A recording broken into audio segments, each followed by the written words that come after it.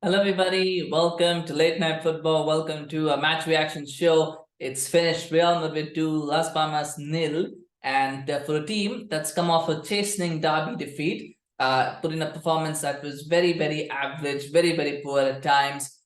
They could not have asked for more accommodating opponents to get back into rhythm, to get back into form than Las Palmas did for Real Madrid. I mean, it is Las Palmas, sometimes I say, they tried, right? Sometimes you say they tried, they couldn't do. I don't think Las Palmas tried. I think they just came in thinking we're going to wave the white flag and we're going to try and do damage limitation. Let's try and, go get away with a 0-0 if we can, or we'll try and, lose 1-0 or 2-0. It was pretty much like from the moment they came onto the field, it looked like they've already beaten. It was just a matter of let's not try and get embarrassed here. Let's not try and get humiliated here. And that doesn't always make for a good spectacle. It doesn't make for good entertainment. It's not Las Palmas' fault because maybe they feel that they're not equipped to go toe-to-toe with Real Madrid, possibly. It's not Real Madrid's fault that Las Palmas decided to play that way, but somewhere this is it as a fan it robs you of 2 hours of your life watching a game like that, because in games like that the real question is how long can the defending team hold out, right? How long can they hold out? Because the moment they go behind they're going to lose, that, and then it's really a matter of how many the other team can score, and so it kind of robs you of that. That being said, Las Palmas did give a good account of themselves defensively, at least for the opening 45 minutes, where they really held Real Madrid off. Real Madrid has so many chances, so many opportunities and openings. It just couldn't find that finish, just couldn't find that final pass to make the difference until Brahim Diaz stepped up and he got that goal. It's a good cutback into the area, but that shot from Diaz is brilliant and wonderful. Now there is some controversy. There's some people might say did they go overtime? Did they play a few more minutes than they had to, because it was only supposed to be 2 minutes of added time and they went over that 2 minutes. And you know what? This is a controversial thing because you always believe that giving benefit of the doubt to the attacker. Right? We always say that if there's a team on the attack, let them complete the attack. And I've always believed that is a very tricky thing and a very controversial thing to do, because what happens if you give them that time and then they go and score a goal? But now, how long is too long for an attacking team to complete an attack? Is it 5 seconds? Is it 10 seconds? Is it 20 seconds? There's arbitrary rules like that always create confusion. And and this is what happened here as well. But Real Madrid took advantage of a situation and they got the goal. Now, some might say, okay, well, it was deserved, and others might say, well, it doesn't really matter because somewhere along the line it might have been adjusted. Maybe 2 minutes wasn't enough. You're not going to be right and you're not going to be wrong either side. I'm just bringing a point in the start. I don't have an opinion on this either way because I don't support either team. I'm not a fan of either team, technically speaking. So for me, it's always good to have a little bit of time that leads to a goal, because as a fan I want to see goals, right? I'm there to see goals, and so if we didn't have that extra time, maybe we would not have got that goal. Maybe we would not have seen any goals at all in this game, because at the time that they scored that goal was very, very critical for Real Madrid, because going into the halftime 0-0 might have given Las Palmas a lot of confidence coming in the second half. Coming out having conceded the late goal and going in 1-0 does make a difference. So from that perspective, I'm not going to complain about the fact that we got a goal. But if you're a Las Palmas fan, I can understand why you would complain about it. If you're a Real Madrid fan, I can understand why you would defend that. So, but just to point that out. But it's a good finish from Brahim Diaz. It was very well taken and they needed that. Yes, it was a bit of deflection, but the shot was so pure, so well struck, and they needed that. They needed that moment of inspiration. They were struggling for that. I think without Bellingham in the side, I think they were struggling for that little bit of inspiration. They got it from Brahim Diaz. I'm intrigued now to see how and if Carlo Ancelotti will try and play Diaz and Bellingham together. I don't think they can play together as two number 10s, and I don't think one of them is good enough to play as a striker. So it'll be interesting to see. Maybe one of them plays on the wing, that could work, or maybe you play 4-2-2-2, something. But I'm intrigued to see Carlo Ancelotti will have that temptation to play them together. There are possibilities. I'm just not sure if Ancelotti will try that out, but will be interesting watch to see for sure.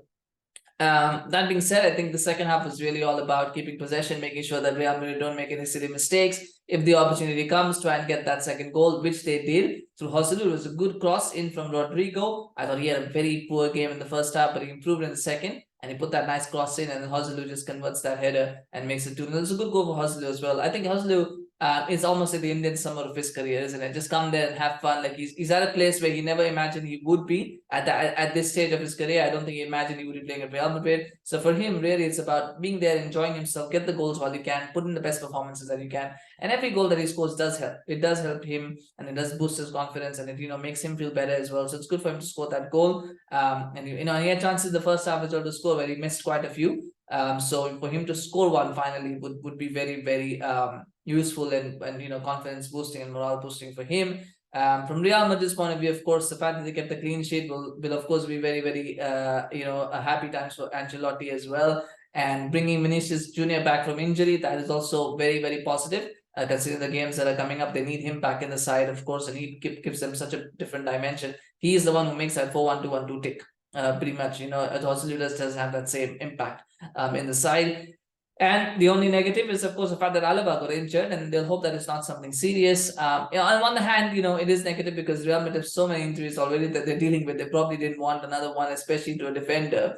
But on the other hand, I think, Alaba hasn't had the best of times recently. So maybe a couple of weeks off, few weeks off, would help him refocus and refresh his mind. So there is a positive in that as well. But I think Real Madrid would rather he just didn't get injured at all and just found himself while playing. So, but ultimately, like I said, it was a game where a lot of the second stringers played. Real Madrid got the job done. I think Las Palmas had no intention of trying to win that game, which was sad, but that is what it is. At the end of the day, Real Madrid needed a win. That was the most important thing. After the way that they lost to Atletico Madrid in the derby, all the questions that were being raised about all the players, I think it was very important for them to get a win. And here's one thing that I will end this on. Near the Cruz Modric started today. I thought one of them should have started this game. Right? I mean, this is the thing with Ancelotti, right? Sometimes he'll play both of them together when he shouldn't. And then in today's game, he probably should have played one of them because Las Palmas were always going to park the bus. So you wanted someone in the side who could potentially unlock that park the bus, that Las Palmas had, but he decided not to. He decided, no, I'm going to play Valverde, Tchouameni, and Camavinga. So it's very weird sometimes the things that Ancelotti does. It's almost feast of famine, isn't it? Where sometimes he plays both of them and he shouldn't, and other times he doesn't play either one of them and he probably should play one of them. But that being said, they got the job. They got the result, and I think that's the most important thing for Carlo Ancelotti, for Real Madrid. And now they go above Barcelona. They're not top yet. That's Girona, but at least they go above Barcelona, and that is a big psychological advantage to have as well, even this early in the season. So anyway, that's it. Brahim Diaz, my man of the match. I think probably would be your man of the match as well. Whether he played really, really well, especially making his first start of the season, I believe. Did really, really well. Of course, come in and played well and deserved that. And he's worked very hard for his opportunity. Hope this goes well for him and that he really shines in his spell with Real Madrid. So well done to him. Smash like for Brahim Diaz if he was your man of the match as well, and to smash like for Real Madrid for their win. And do remember to share your thoughts on the game. Maybe there's something that I missed. Maybe I'm being too harsh on this game and on Las Palmas. Let me know in the comments. Always love to hear from you. Do remember to subscribe to our channel on YouTube. Follow us on Facebook, Twitter, Instagram. We always appreciate the support. Got a lot more match reactions coming up because it's a busy day of games. So we'll be back again soon. So subscribe so you can get notified as all those videos drop. Thank you so much for watching. We'll see you again soon. Bye-bye.